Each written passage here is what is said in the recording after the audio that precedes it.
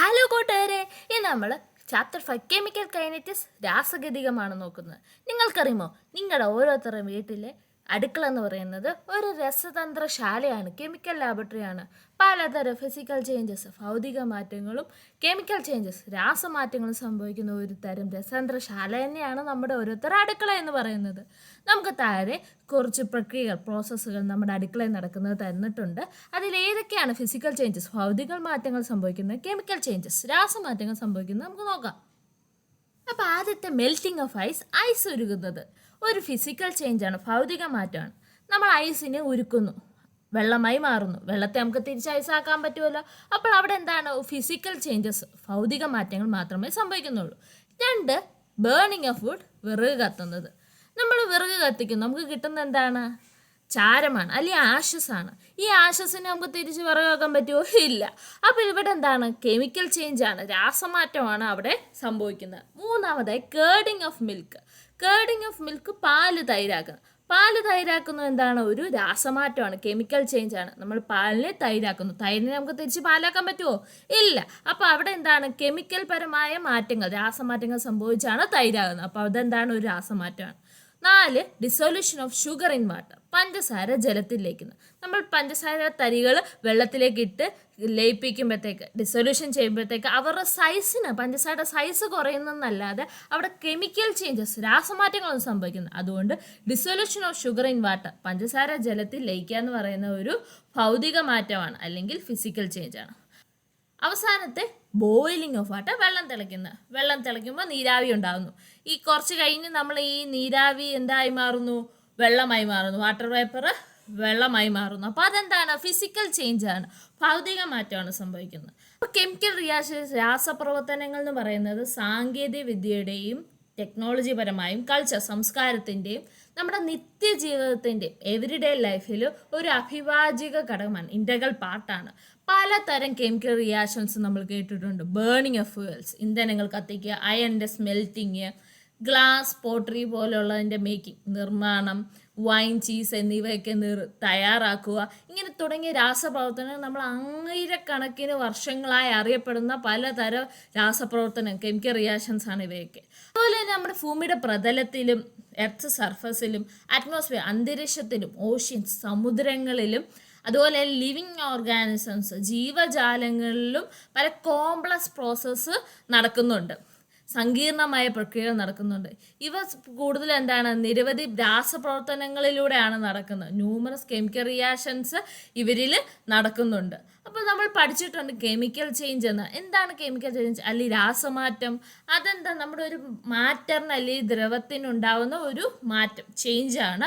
അത് കാരണം ഒന്നോ അതിലധികമോ സബ്സ്റ്റൻസ്, പദാർത്ഥങ്ങൾ ഉണ്ടാകുന്നു.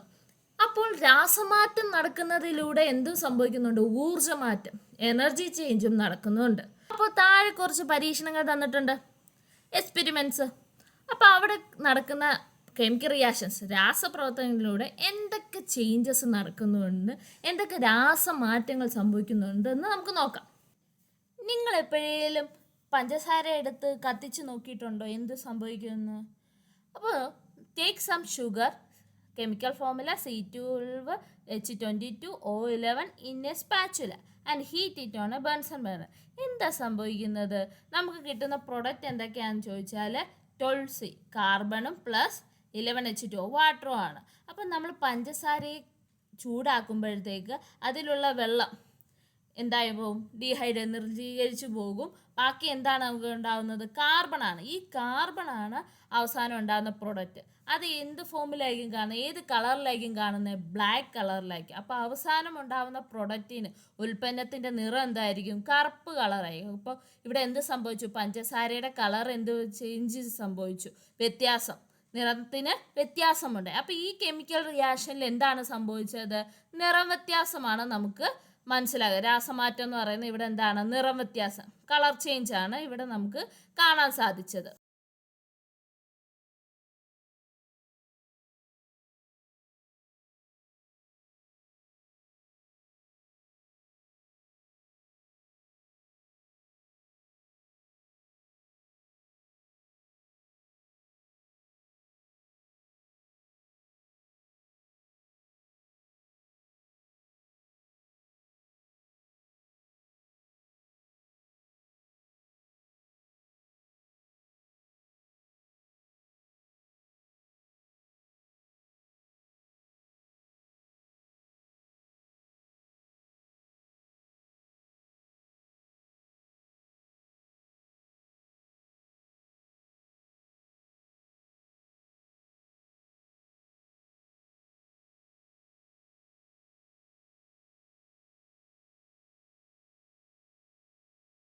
മൂന്നാമത്തെ എക്സ്പെരിമെൻ്റ് എന്ന് പറയുന്നത് 2-3 ഡ്രോപ്പ് പൊട്ടാസ്യം അയോഡൈഡ് ലേക്ക് 2-3 ഡ്രോപ്പ് ലെഡ് അസറ്റേറ്റ് ആഡ് ചെയ്യുക. അപ്പോൾ സമവാക്യം എന്ന് പറയുന്നത് 2Ki പ്ലസ് PbCH3CO2 ഗീവ്സ് നമുക്ക് കിട്ടുന്ന ഉൽപ്പന്നങ്ങൾ എന്ന് പറഞ്ഞാൽ 2KCH3CO പ്ലസ് PbI2.